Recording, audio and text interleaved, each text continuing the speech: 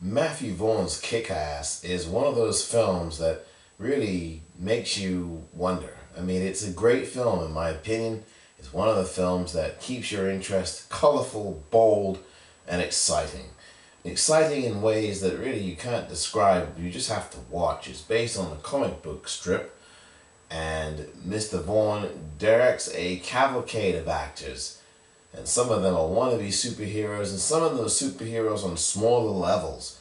All you can say about this film is it is incorrect, brazen, and lurid, pulpy, and extra violent. In fact, supremely violent, and people who are of a certain age, and I mean underage, should stay away from this film. Some adults will as well.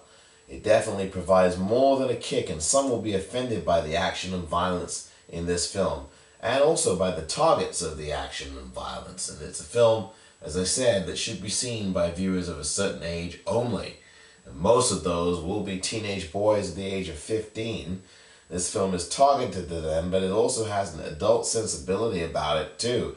Remember when you went to the movie theater back in the 70s or earlier, or even in the 80s, in the early 80s, and you believed you could fly after watching Superman the movie? Maybe you are that kind of person that this film is also targeted to. Kick-Ass features an unlikely superhero residing in Queens, New York. He's played by Aaron Johnson, who was recently in the film The Greatest. And the film shows Mr. Johnson as Dave. And one day he says he's had enough. He's mad as hell. He can't take it anymore.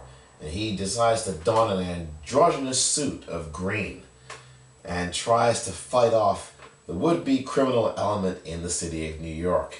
And after YouTube picks him up, he becomes a big sensation, and lo and behold, as you'd imagine, they are imitators. Imitators and more imitators. And they show up in the personage of Nicolas Cage and Chloe Grace Moretz, and they play Big Daddy and Hit Girl respectively.